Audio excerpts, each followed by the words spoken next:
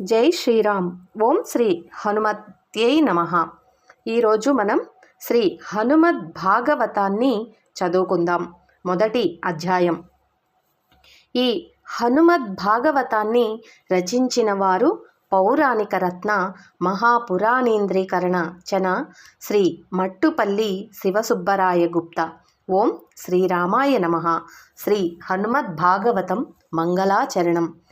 యన్మాయావసవర్తి విశ్వమఖలం బ్రహ్మాంది దేవాసురా యచ్చత్వాదముపైన భాతి సకలం రజ్జీయధాహేర్కుమృమః యత్పాదప్లవమేకమేవ హి భవాంబోధే స్థితిర్షావతాం వందేహం తమశేషకారణపరం రామాఖ్యమీశం హరిం. ఎవరి మాయకు సమస్త విశ్వము బ్రహ్మాది దేవతలు అసురులు వశమై ఉన్నారో, ఎవరి యునికిరిచే రజ్జువునందు సర్పభ్రమ అనగా త్రాడును చూసి పాముగా భ్రమించటం వలె ఈ దృశ్యమాన జగత్తు అంతయు సత్యముగా తోచుచున్నదో, ఎవరి చరణములే భవసాగరమును తరింపగోరు వారికి ఏకైకమగు నావయ్యున్నవో, ఆ కారణములన్నింటికంటే పరమైన అనగా సర్వకారణములకు కారణమైన వాడు, అందరికంటే శ్రేష్ఠుడైన వాడు, రాముడని చెప్పబాడువాడు అగు శ్రీహరి భగవానునకు నేను నమస్కరించుచున్నాను.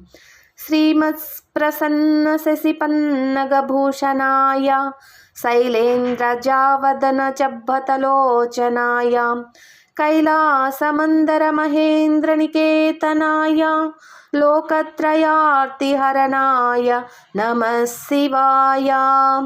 శోభాయమానము నిర్మలమునగు చంద్రకల సర్పము ఆభరణములుగా కలవాడు, గిరిరాజకుమారియకు పార్వతిచే కైలాసగిరియందు చుంబింపబడిన అనగా ముద్దిడు కొనబడిన నేత్రములు కలవాడు, మహేంద్రగిరియందు నివసించువాడు, లోకత్రయము యొక్క దుఃఖమును పోగొట్టువాడు అగు శంకరునకు నమస్కరించుచున్నాను.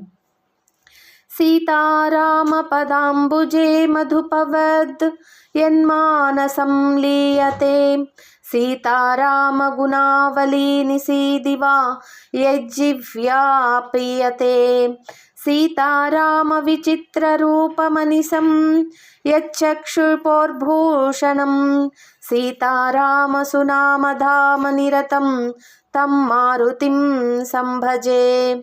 శ్రీ సీతారాముల పాద పద్మములయందు తుమ్మెదవలే మనస్సు కలవాడు, సీతారాముల గుణావళిని రేయింబవల్లు తన జిహ్వచే పానము చేయుచున్నవాడు, సీతారాముల విచిత్ర కూపమును ఎల్లప్పుడూ తన నేత్రములకు ఆభూషణముగా చేసుకొనినవాడు, సీతారాముల సునానమునకు నిలయమైనవాడు అగు ఆ మారుతిని నిరంతరము చక్కగా భజించుచున్నాను.